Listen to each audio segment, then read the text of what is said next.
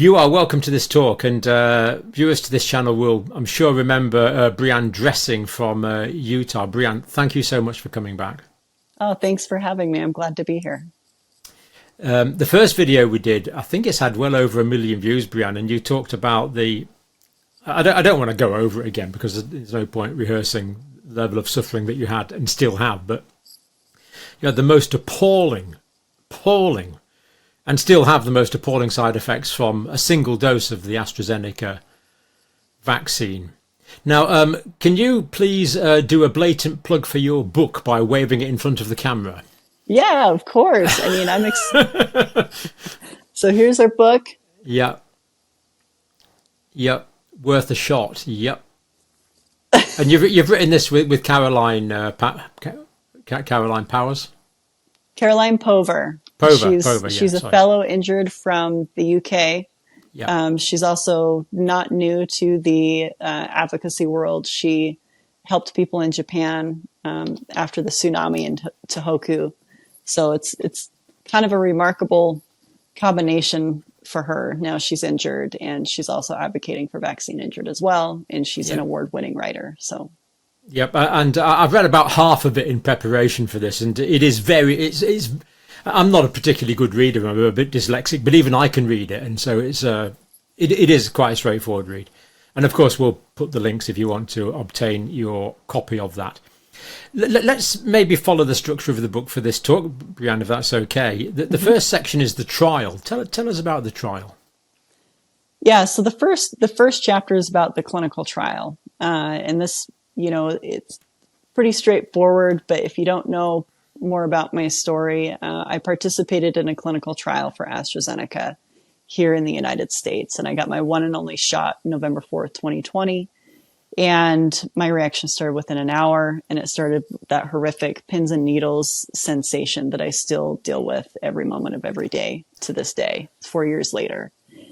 But the clinical trial was supposed to have a safety net of its own, similar to what the public rollout was supposed to have. So they were supposed to help me if there were problems with their product, both financially and medically. And at the very beginning of the book, we don't go into a whole lot of detail, but we do talk about what those reassurances were, how clinical trials are typically run, what the follow-up is supposed to be.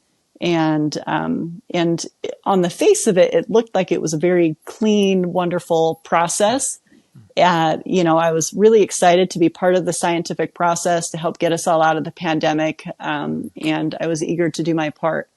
And yeah, things didn't turn out that way. Yeah. I mean, you were basically completely, you believe the current narrative, as most of us did, I think, at the time, and you thought that to take part in the trial was a noble thing to do, a philanthropic thing to do, and that was your intention. You were working on the very best possible intentions, but then this appalling reaction. Just maybe unpick that a little bit, BRIANNE, and tell us how you are now, if you don't mind.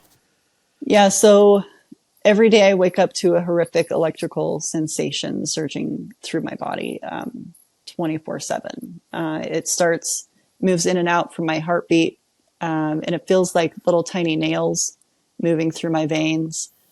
At the very beginning, it was really, really, really hard to deal with that sensation. But through, several coping mechanisms that we talk about in depth in the book, I've been able to learn how to live with it, but of course I'm not happy with that.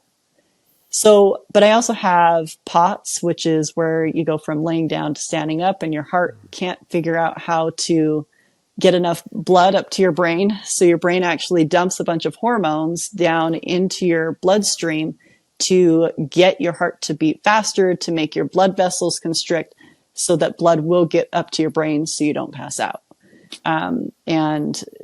So I have that issue as well. I also have severe food sensitivities. I have brain fog, short-term memory loss.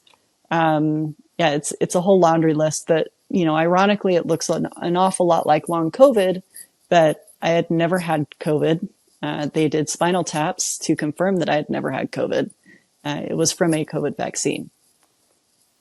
I tell you the thing that lived with me from the last video, Brianne. You said you feel like you're rolling in cactus all the time. I mean, Yeah. it's just, Yeah. I've never known someone so badly affected with such a high level of chronic pain for 4 years. I mean, is there times when you thought, I can't take this? Oh, yeah, for sure. There's actually an entire chapter in the book where we go over that. And it's not something that I just had for a small moment in time. When this first was going on, I was struggling to exist every day for months, where it was every time I woke up, I was awakened to another nightmare, right, of my body just torturing me all the time. And it's really, really hard to learn how to compartmentalize that, to be able to exist that way. A lot of the coping mechanisms that I've used are acceptance therapy. And that was some of the hardest work I've ever done in my life, has been learning how to accept that my body is uncomfortable now, and not worrying about what it was like yesterday, not worrying about what it'll be like tomorrow, but just learning how to accept what is going on in my body now and not attributing any emotion to it at all. The body is hardwired to, with the brain, to alert you if there is a problem with pain. Like if you have appendicitis, your brain is telling you there is something seriously wrong. You need to get yourself to an emergency room or you're going to die, right? This is the same type of alert system that is set off with these types of complex pain syndromes, right? So learning how to turn that off, essentially, and counteract all of those instincts that your brain and your body has, it takes a lot of work. And it's work that you have to consistently work through. I still deal with it to this day. There's still days where, yes, I don't want to be doing this anymore. Yes, I would love a break from this pain and suffering. I would love to not have to deal with this. I would love to not have to think about it. I would love to not have to wrap my entire day around how my body is doing for that. Like I would just love to be able to do something normal and have a normal day, but that's not possible. And so I had to accept that. How you are as functional as you are with that level of pain, to me, is just, you have my complete admiration that you're able to do that at all. I think it's phenomenal, but there must have been times where you considered the unthinkable. Oh, for sure. For sure. It was an obsession for a long time. My brain was like, we're done. Let's get out of this. Let's come up with a plan. And I had a plan. It was brutal. But at the end of the day, I realized that for me to do that, even though it would end my own suffering, I would absolutely destroy everyone I'm connected with. I have kids, I have a husband, I have a mom who's elderly now, but so the laundry list of people that I love, dearly with everything in my being. I couldn't, at the end of the day, that's what stopped me. And that's what continues to stop me is the people that are around me. But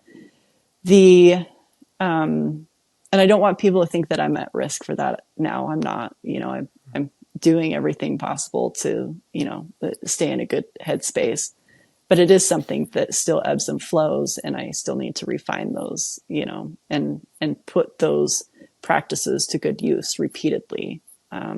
But family is so important for people that are dealing with these complex syndromes. So if there are people out there that have family members that are dealing with this, even if you don't fully believe them yourself, please validate them. Please be there for them. Please listen to them, because you literally could be their one lifeline, their one reason to continue to go on, even for one more day.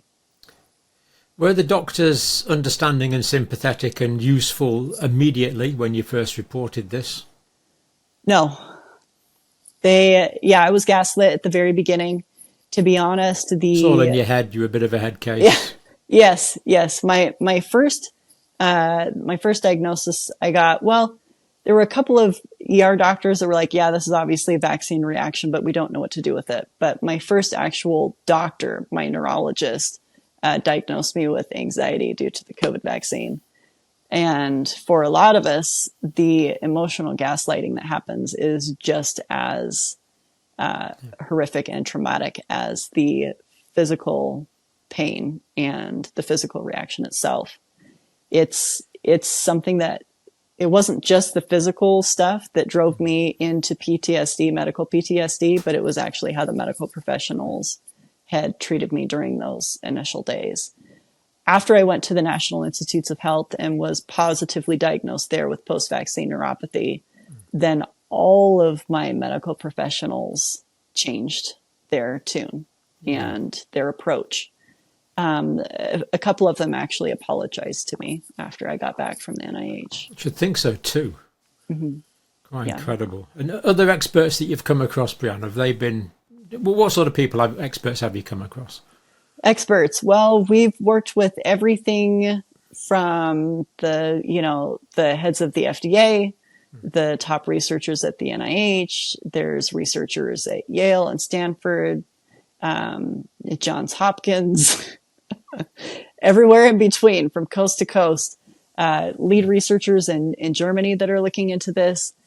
It's pretty interesting because there is a very, very different line of thinking from someone that is receptive and open to helping you, and the people that are so straight in ensuring that the vaccines in general are protected, that there is, and they don't see you as a patient, they see you as an affront to the vaccination program. And so for me, I can take myself out of that equation and see through their eyes what's going on. And for the people that can't see it, the people that are refusing to actually recognize this, there's a palpable fear there. And I think they're afraid of what it actually means if people like me really are real, and if the magnitude of the vaccines, the magnitude of injuries reflect all of the people that they've been dismissing, like me, and also what that means for society if what they've been believing and defending, if all of that is actually maybe not accurate. I don't think that's something that a lot of these people are prepared to accept on their own. And we kind of dig into that a little bit in the book. We try to kind of elevate several of these different perspectives. So it's not just one narrative you're hearing. There's several throughout the book. And it's mostly just because we want people to understand why people are coming from different perspectives and how we can start kind of peeling that away to help people understand the truth. It's rather bizarre when you've got scientists and doctors who are presented with clear clinical histories, pathological confirmation, other diagnostic methods of confirmation that we use routinely in medicine to diagnose, and yet continue not to recognize this. You can only say it's a form of denial. Yeah. And it's so anti-scientific. It's bizarre. Correct. And that's what blows my mind. If we're really going to look at this in a scientific way, the science is telling us something very different than what we're being told. And you as a scientifically minded person, you understand that because you can see the footnotes, you can understand the tables and the data. But for the rest of society, they are depending on, reliable sources to filter that information down to a language that they can understand. Yeah. And those are the people that really need to take a hard look at what they're doing and see what they're actually doing to society, because science is not going to change. The truth is what the truth is. The vaccines are only going to do what they're going to do, whether we say they're saying something differently or not. The reality is they are going to do only a certain thing, and it's just the laws of nature. So we should not sit there and try to insist that they're doing something that they're not, because not to see that as a detachment from reality, which is quite a good definition of madness, actually, that Right. you're detached from reality. Right. But I suppose we all are to varying degrees. And of course, the irony is that you are now the world's ultimate expert in this. When you live with it for know 4 the experiences. years. Yeah. Yeah. Yeah. What did you mean by the darkness? Oh, the darkness. So the chapter, the darkness. This is something that Caroline, who's also injured, she actually put a lot of her own heart into this chapter. It's one thing that I really don't want people that are in a delicate frame of mind to read that chapter. You can skip that chapter and you can still, you can still read the rest of the book and you won't miss anything.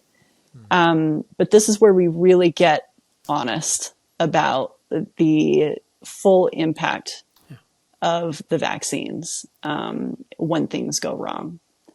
It's something that, I've said this privately, but there's something about putting your story in a book format like this and sharing it with the world. It feels a little bit like you're going to go stand naked on a street corner somewhere. For sure. I mean, the honesty throughout this book is I don't know the word to use. Humbling. It's and that's what the raw, honest, truth is in this book, and the darkness is a definite nod to that. But it's also something that Caroline and I both stand firmly behind what is in that chapter, because it's something that we both feel that every person needs to take the time to truly understand.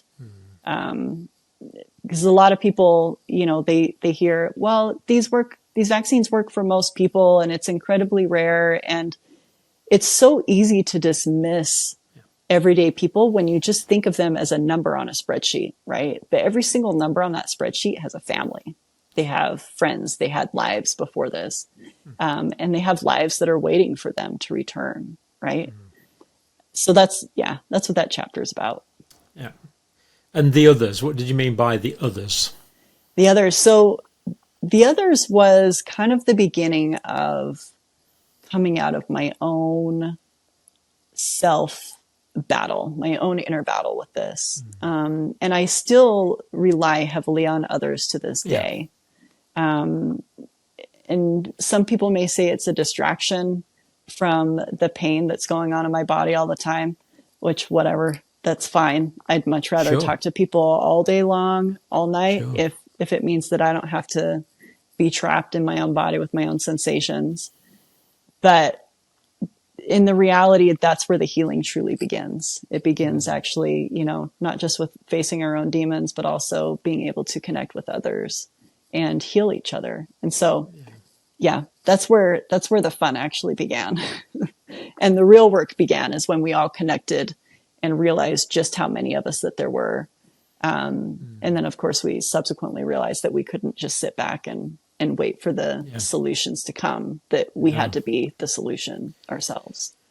Yeah, and as I say, with your ongoing symptoms that you're experiencing now, I just find it incredible that you're able to look out and help others as much as you do. It really is quite amazing. So the second part of the book is called the injured. First point there is going public. Yeah. So there's the hardest decision and the hardest work I've ever done in my life has been of fighting and closing the door to suicide, right, from this. Number 2 was actually speaking out for the first time. And exposing yourself in that way is pretty scary. All of a sudden, people start looking into you, they start, getting fascinated with your family. And there's a whole lot of stuff that goes on that's, I'm sure you've seen. It's scary. Yeah. But that's when the actual war against the vaccine injured began. When we were all quiet and we weren't really rocking the boat, they kind of left us alone. We did a press conference with Senator Ron Johnson in June of 2021. And within 24 hours of that press conference, our first support group got shut down. 5 days later, our second support group got shut down. That one was actually headed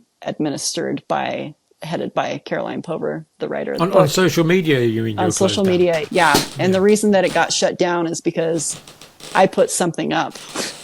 So they were obviously targeting me specifically during that time.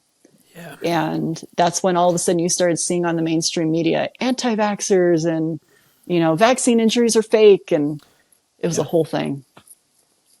So. Yeah. And then unfortunately, there was the need to get a bit political. Yep. We all were Democrats, dyed-in-the-wool Democrats.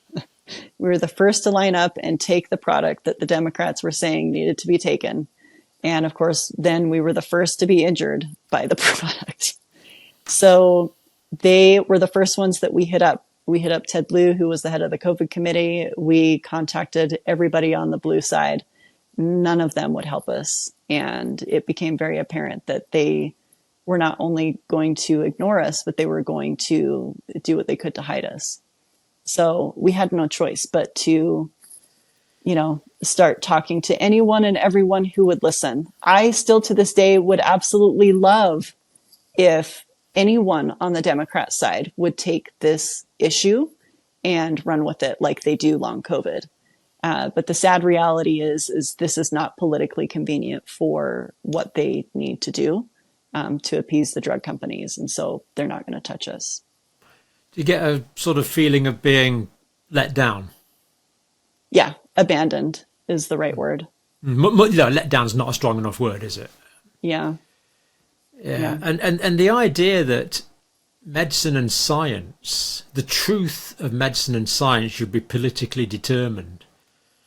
Again, you struggle for words. I think I've used the word ludicrous before. Incredulous. Just makes no sense at all. Yeah, there should be no money in that, right? No. There should be no conflicts of interest that are, you even when you put a paper out, you're supposed to disclose your conflicts of interest, right?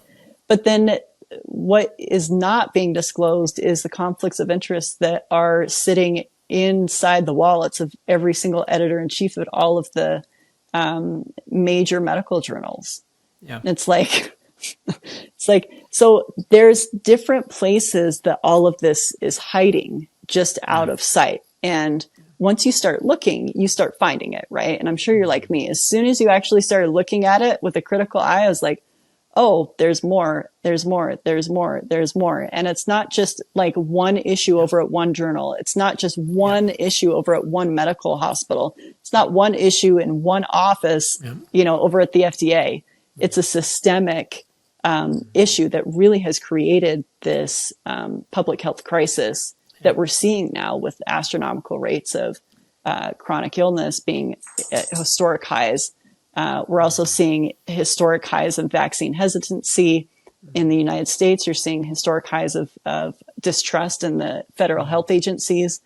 That all just didn't happen by accident. And it definitely didn't happen because victims were talking about how they were wronged by all of these facets.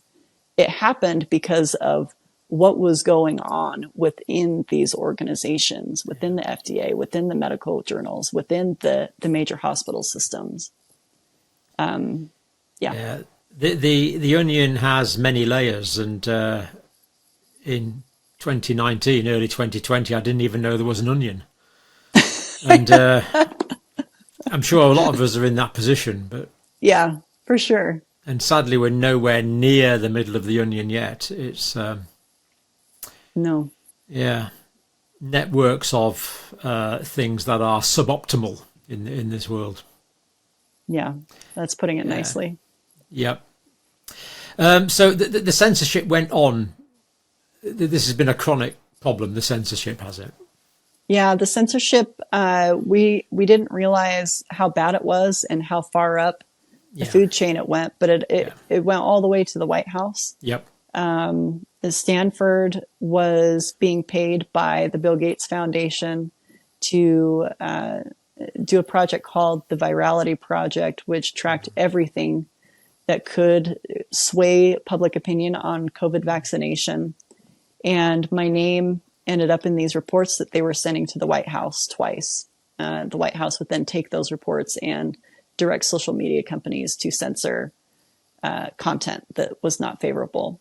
The White House, people sued the White House, and in the emails that came out from the White House Communications Department, they show that they specifically directed the social media companies to censor true stories of vaccine injury that could cause vaccine hesitancy.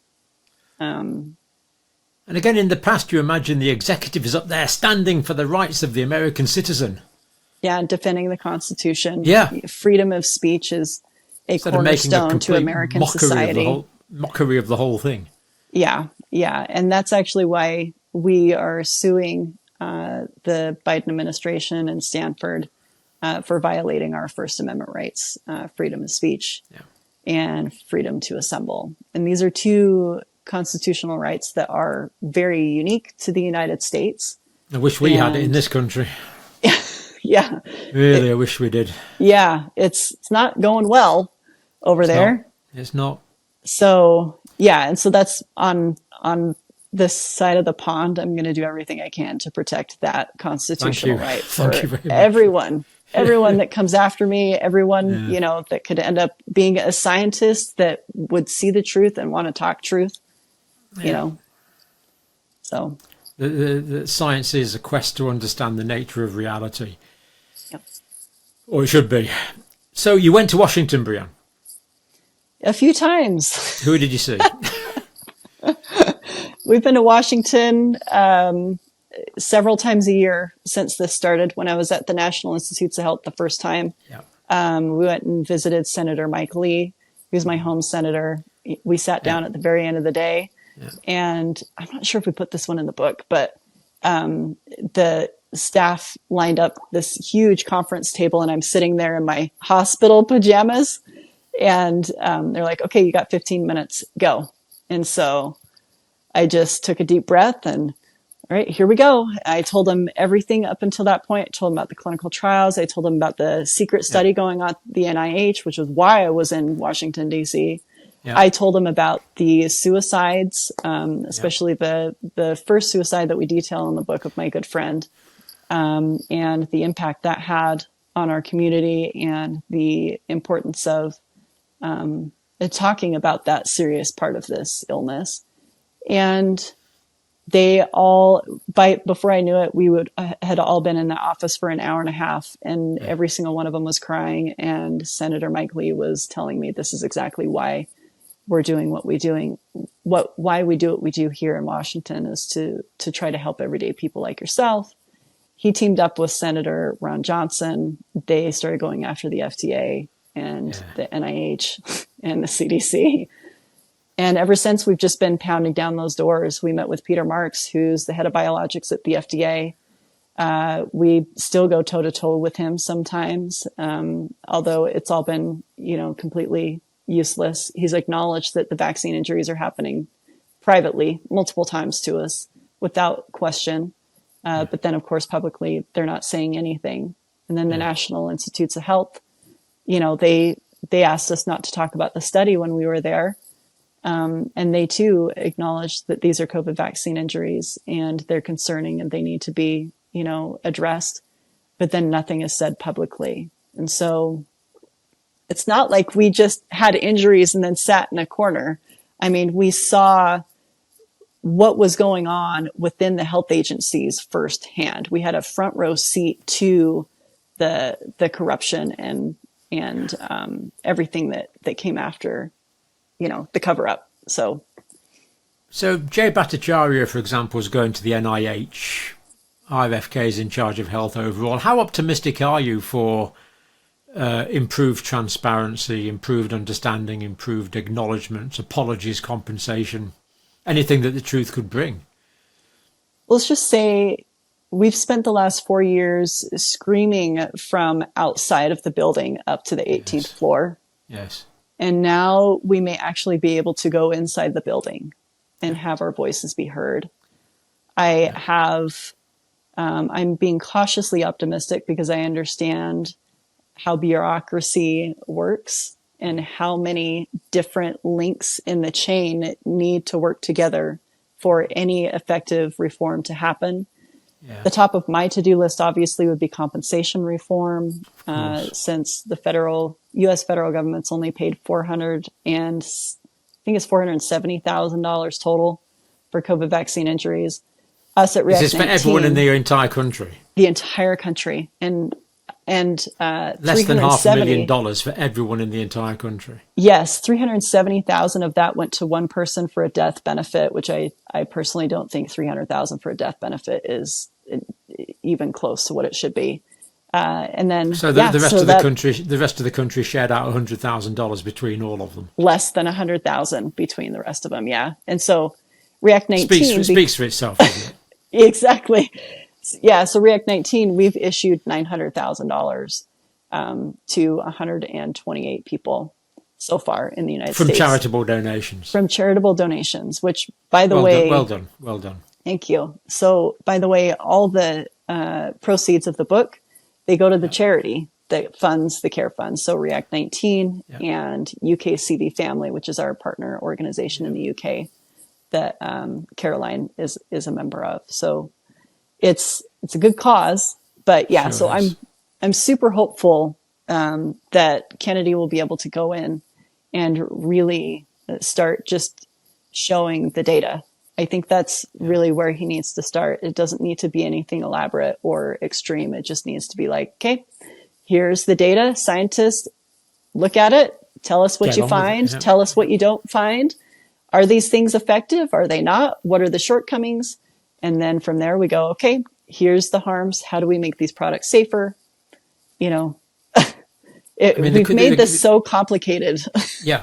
I mean, I suspect there's going to be a lot of an internal resistance from people that have been in the jobs for a long time. And also it's going to be relatively hard to find institutionalized academia, perhaps, to analyze this.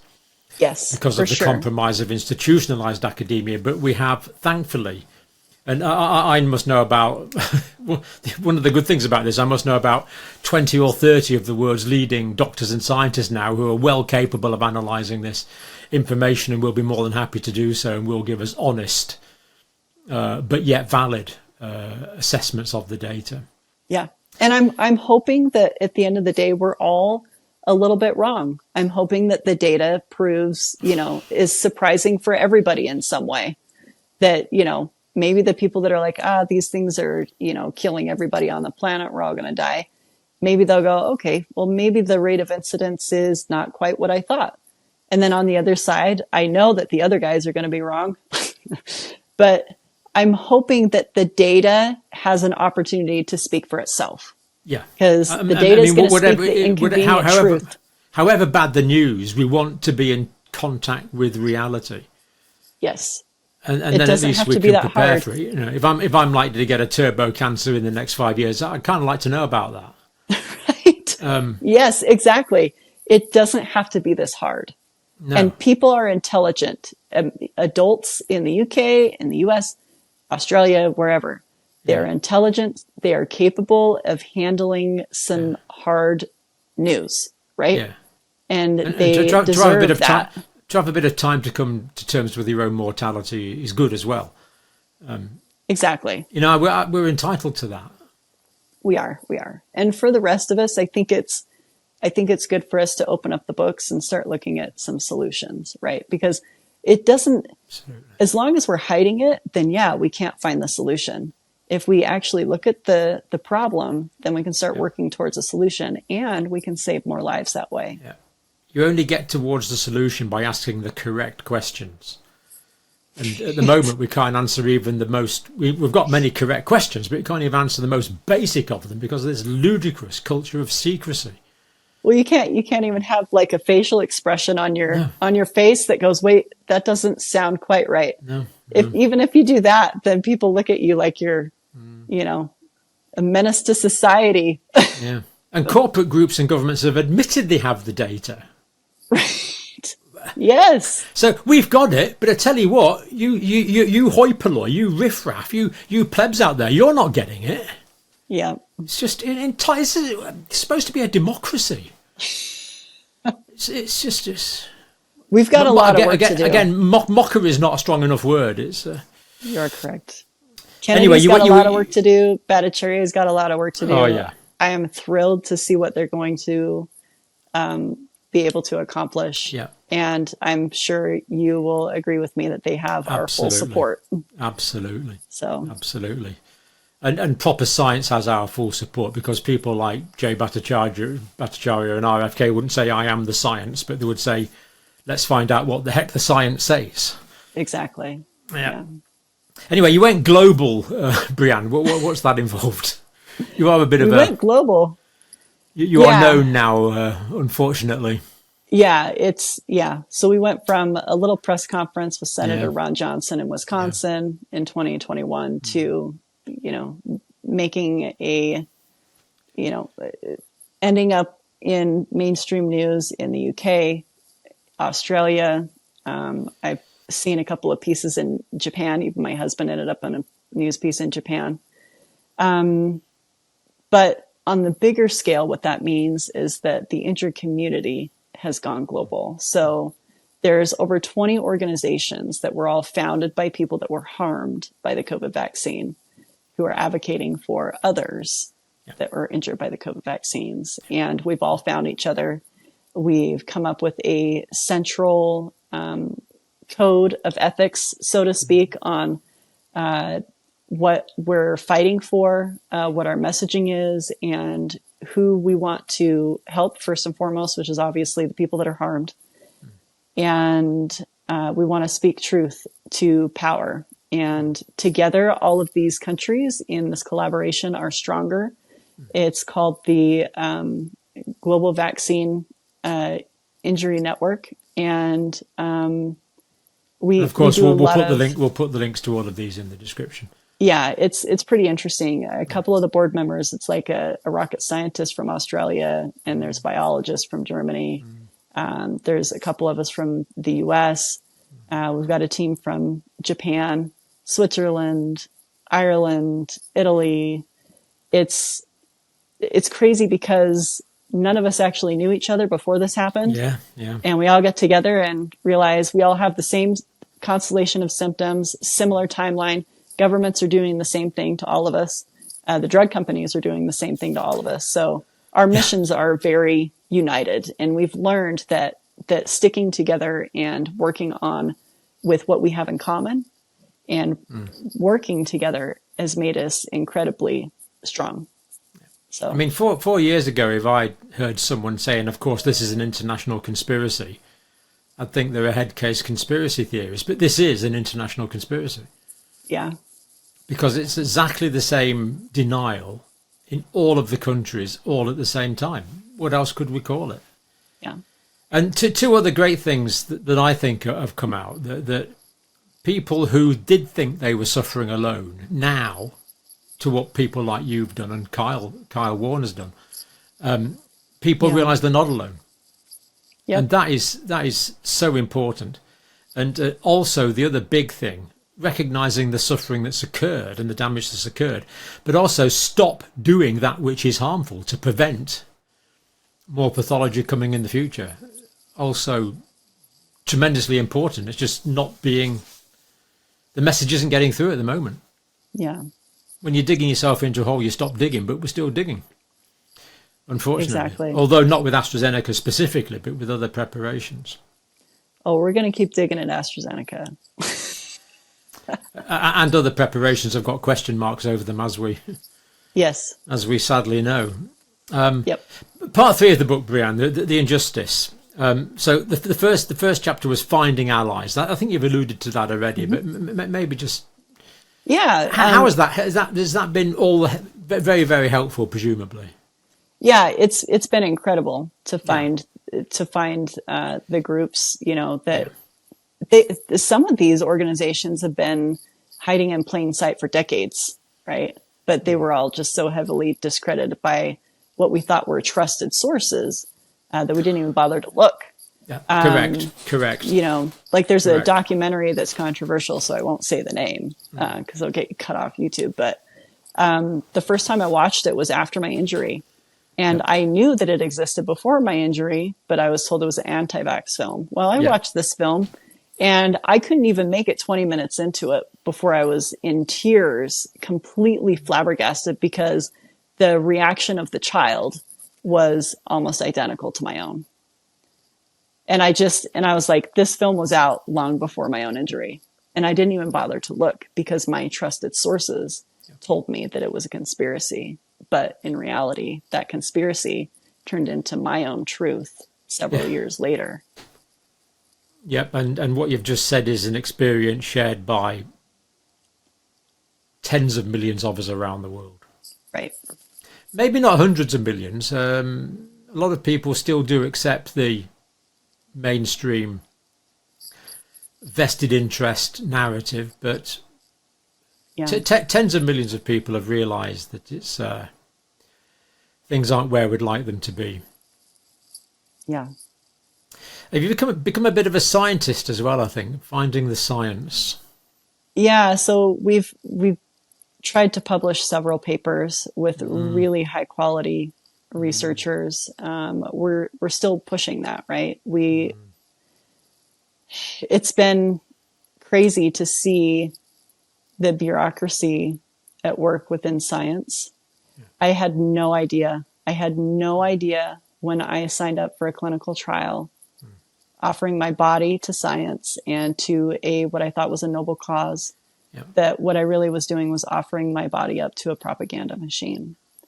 The discrepancies in the clinical trial report for AstraZeneca, the report that should show my injuries, I reported those to the New England Journal of Medicine, who published the report. And I didn't hear back from a customer service representative at the bottom of the food chain to tell me that my inquiry wasn't going to go anywhere. I heard from the editor-in-chief, Eric Rubin, and he's the guy that is famous for saying that we're not going to know what happens to kids until we start giving them the COVID vaccines. And he doubled down, tripled down. I kept responding to him being like, wait a minute. So you're not going to inquire with AstraZeneca about these confirmed discrepancies in the report? And at the end of the day, he said no, because you're in a study, you're merely one person in a study with tens of thousands of other people. I fear that this would have little to no impact.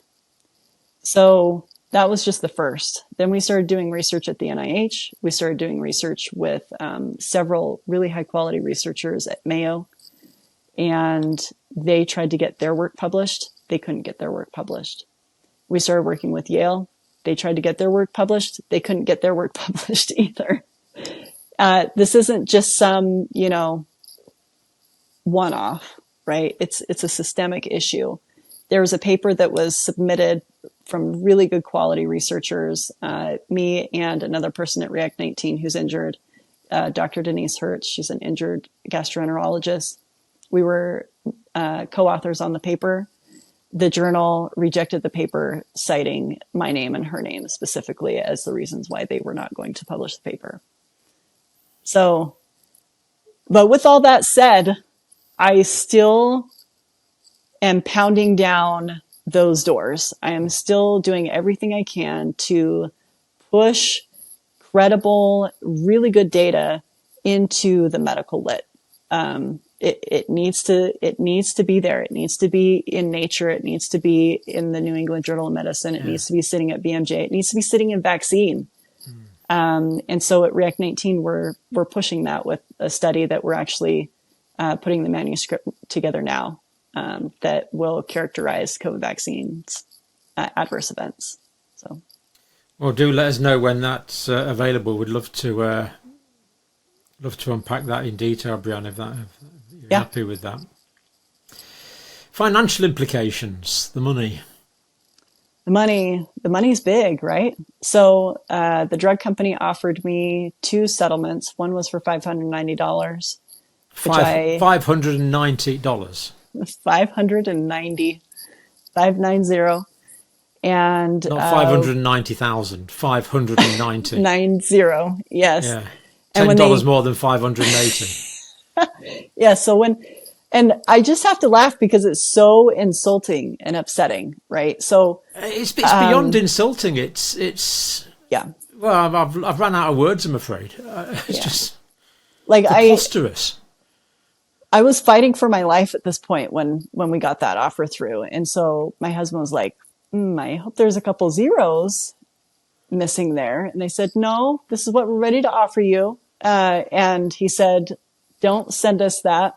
Go back, look at the receipts that we've sent you, and let's talk again. And they sent the money to our account without our consent. And then we didn't hear from them again for 6 months.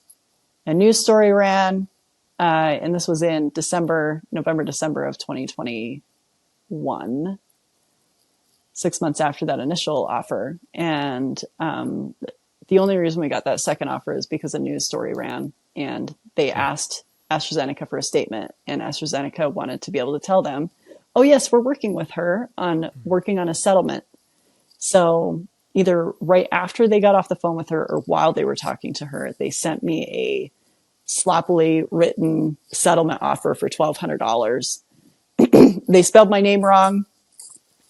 Literally, when that came through into our inbox, I was getting infused with a medication that cost $3,500 a month. And so they're actively interacting with you with a view to give you $1,200. Yes. At that point, yes. And so at that point, like, we had been really, really patient for an entire year, right? Like, I was fighting for my life. We were begging for them to help us, and we weren't getting anywhere with them. The neurologists at Oxford were supposed to be contacting us any day now. That call never came, right? And so my husband was totally on his own with me. And and then the offers came only after the media made them look bad. And they were for not even 1/3 of one ER visit. So by the point after they sent us that letter, my husband had finally had it. And he said, he emailed them back. He took a picture of me in the infusion chair, and he ripped them in an email. And at the end, he said, okay, now I'm mad. And at that point, that's when we realized that we needed to seek, something bigger than just fighting with them on our own. Yeah. So that's just AstraZeneca. So literally that same month, the CEO of AstraZeneca was knighted in the UK. Yeah, we've had a few of those. Yeah. And then, of course, we've got a lot of new knights and dames in this country. I'm not one of them, I hasten to add. But we have got a lot of new ones. Yeah. So, no, it's, and the celebrated heroes are in our story. Those are the villains. At the beginning of the story, we thought that they were the heroes ourselves. Yeah. And then we learned the hard way that they actually were not. Yeah. So treatments, Brianne, I mean, you had to basically find your own treatments. Mm-hmm. Mm-hmm. How did you start? The therapies has been tricky. It's what works for one person doesn't work for the next. Yeah. For me, it started, and thank heavens, one of the first things to transform for me was the neuropsych issues, the brain fog and the dissociation and the suicidal ideology. That all went together relatively quickly when I changed my diet. So okay. So these were basically psychiatric symptoms that had a biological cause. Yeah, for sure. My husband had started doing a bunch of research on neuroinflammation, which I'm sure you know far more about it than I do. No, not at all. I talk to experts occasionally, but yeah. Yeah. So it's really fascinating how how the gut is connected to the brain and to the central nervous system, the spinal cord, and the microbiome vagus and all nerve, that kind of stuff. Yeah. Exactly. Yeah. And so cleaning up the diet really reduced that inflammation. Just specify a bit there, Brianne. What did you stop eating and what did you start eating? So I cut out gluten, dairy. I cut out corn. I cut out any meats that are cured. processed meats, Yep. any food that comes out of a package, essentially. And I'm sure it's different in the UK because you guys have different regulations than we do Oh, here. no, we've got so many ultra-processed foods, it's appalling. Okay. Yeah. Yeah. So basically what my diet still looks like to this day, 4 years after the injury. Basically my food, I can tell what it looked like when it was on an animal or in the ground. So there's nothing so processed that I can't tell it looks what it like is. food, yeah. It looks like food. And it was really, really hard to change to that habit full time. But my painful electrical sensations and the brain fog gets worse when I don't eat those foods and when I eat, fun foods like processed sugars and all of the things that are enjoyable. So when I look at those foods, I seriously feel that, I can anticipate the feeling, horrific, nightmarish feeling getting worse. So it's like not even an option. It's like, nope, I'm not going to eat any of that. So that's how it started. I did start with a very low dose of a TCA, which is tricyclic antidepressant. There's a whole bunch of antidepressants that really go poorly, and they put me on all of them when I was starting out. I mean, to be fair, that is normal. I mean, if someone's complaining of neurological pain, the first thing we would try is amitriptyline. Right. Yes. That is a normal first line treatment, so that is Correct. reasonable. Yeah, so they put me on Lexapro, they put me on Cymbalta, benzos, gabapentin, Lyrica. I failed all of those. Those all had I mean, horrific again, side effects. things like gabapentin, benzodiazepine working preparations. I mean, it is reasonable to try that. That's and it works for some people. Yeah. And Not for I you. was on a low dose of one benzodiazepine for a year, like 7 milligrams, super low. But it took that pins and needles sensation down just enough that I could stay sane, right? Until I figured out how to just cope with it and live with it all the time. So if people need it and if it's going to keep them alive, do it. I've got nothing against people that, if it's something that's bringing you enough relief to make it bearable, absolutely, go for it. So I was on that for a little bit. I did low-dose naltrexone. I'm still on that. That modulates the immune system. Yes. Phenomenal for me. Yes. I'm on ketotifen, Ketotifen, I don't know that ketotifen. one. It's a mast cell stabilizer. Oh, right, okay. So it's got a little bit of So you're not producing the histamine as much. Correct, yeah. But then I still also take famotidine, which is the Pepcid is the other name for that. Because the theory is if you are only blocking one of the two receptors, is H1, H2. Yeah. There's also H3, H4, right? So there's several. Yeah. But if you are only blocking one of those, then some of that is going to translate to bypass that receptor and go to so it'll go through the H2 channel instead.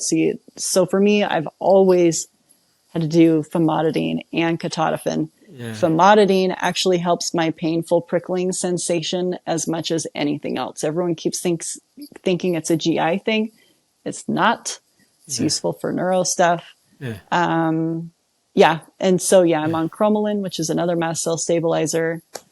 And the biggest improvement that I've had lately, there's two. One has been IVIG, which is, a big, powerful biologic immunoglobulin.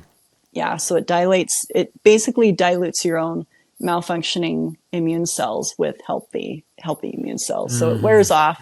So you have to keep getting it. And then the latest thing, I was put on by a neurologist friend of mine. She's like, have you ever tried hydroxychloroquine? And I said, no, that's fish tank chemicals. And she said, no, sweetie, it's not. So I tried it and that has helped substantially. So it's a very cheap, pretty benign medication in comparison to all these other things that I'm on. Yep. But it's specific for autoimmunity. People use well it for used RA. and a well-established treatment over many decades.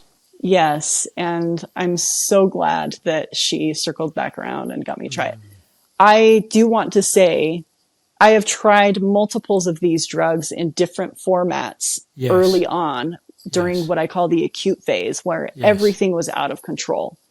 Nothing was working at that stage. Nothing. So when I finally got things to kind of calm down to what I call the chronic phase now, I've tried some of them again that I reacted horrifically to before. Yes. And they actually are helping now. But during that initial stage, nothing worked. No. So which if that helps anybody, must have added to the sheer terror of that situation. Yes, because any medication I took made it worse, and it was already like a 10 out of 10 bad.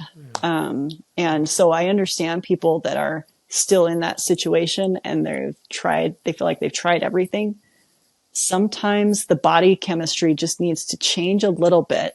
Yes. And that medication will then finally have a spot that will fit to help, or supplement, right? Because it's not just medications. Yeah. So. And I know you're open to trying other. I mean, you and me have been chatting about lion's mane mushroom. Yes. Yeah. Which is basically a food. I mean, I don't prescribe drugs, but like lion's mane. I mean, I've eaten it from a tea. It's tasty. It's a kind of a dietary modification, and taking it in a tincture form. I'm excited to try it, and it sounds. I would, if you're open to sharing with people again what your experience is with it. Oh, for sure. I mean, we know there's a couple of alkaloids in lion's mane mushroom that do cross the blood-brain barrier. So they get into the spinal cord and to the central nervous system. And again, into the brain. That's kind of bench science, really. We don't quite know how that works in people, but we know that does happen. And then there's these components of it do stimulate nerve growth cytokine, again in vitro. So it makes sense that it should work in the individual. And my brother's given me permission to share this. He had quite bad post-concussive disorder. And basically in concussion, you've got a lower part of the brain stem, and all these fibres spread out to the top part of the brain. And these are white fibres. These are axons. The white fibres of the brain. It's called the corona radiata, or the radiating fibres.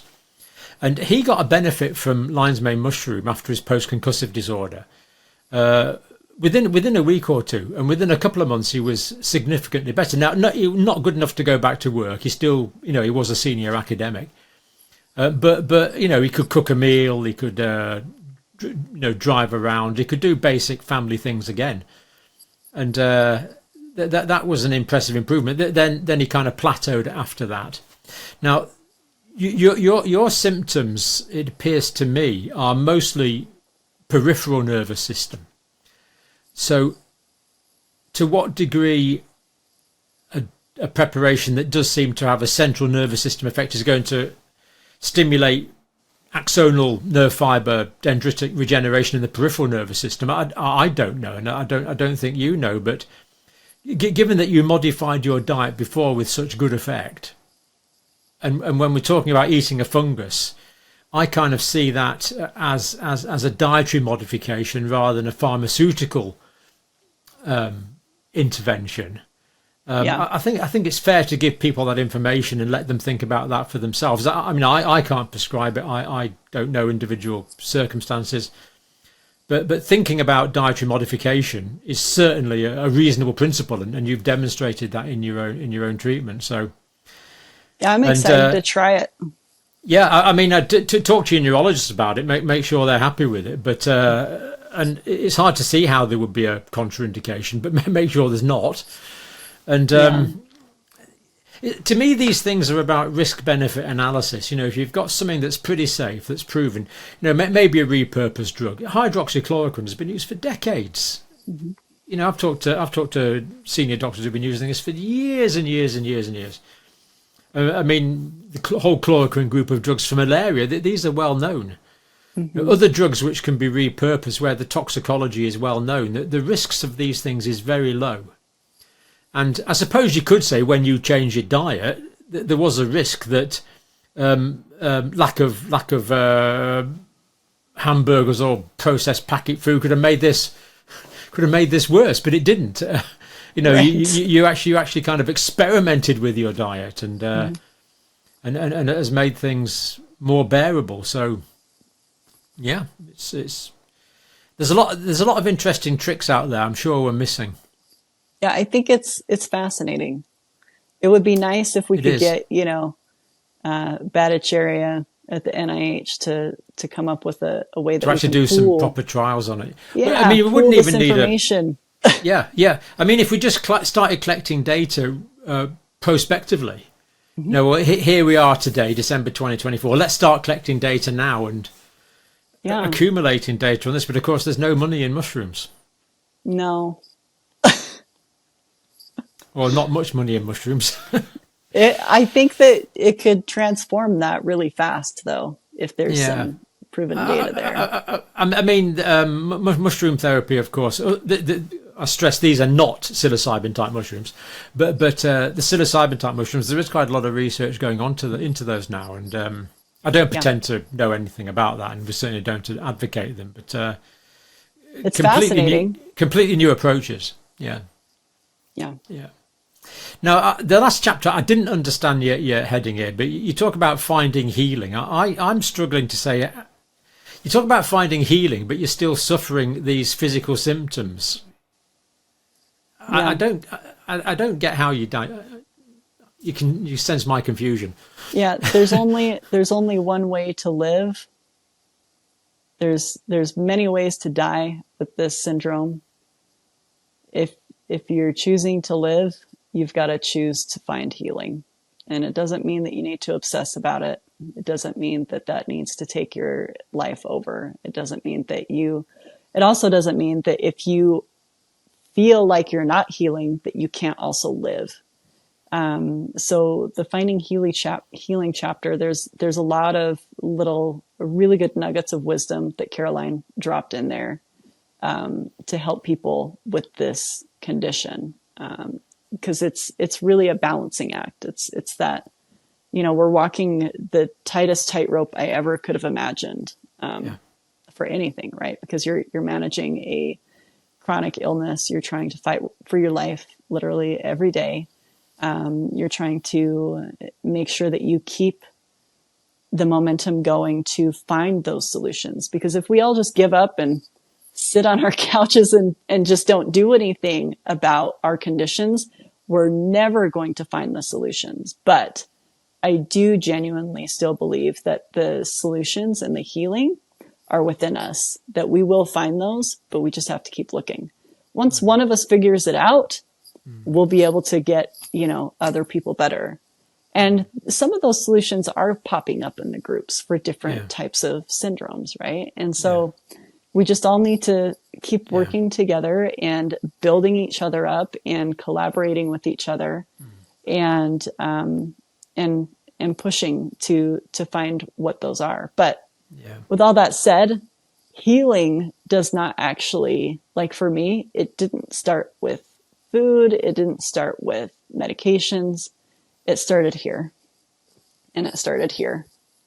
And the power of the mind and the heart, to keep you from dying is pretty dang powerful. And I'm not one of those people that's going to say, if you get cancer, you can, just think happy thoughts and you're going to get out of it. No, of course not. Same thing with the vaccine injury. You're not going to just be able to think happy thoughts and get out of it. But with being able to master where your mind goes, how much energy your mind dedicates on focusing on the pain and the suffering, or how much time your mind and energy spends on, wanting to get away from the pain and suffering. That's a massive amount of energy that your entire body needs, that it could be using for other things, like living, like sitting next to for example, for me, sitting next to my daughter and listen to her sing her little heart out with whatever, crazy things she's singing about, or, sitting outside and putting my feet in the grass and just watching, the little kids ride their bikes around. Yeah. If I was dedicating my energy and my heart and my focus on my pain and my heartache and all of the things that I've lost through this illness, none of that would be possible. Those little tiny moments in time that are now infinitely more precious for me and for my family, they wouldn't exist, because my energy would not be available for that. So hopefully that made sense. Yeah, it does. But yeah, I don't know I would have the fibre to make it work. But you obviously are to some level, and I think that's quite admirable. And hopefully others can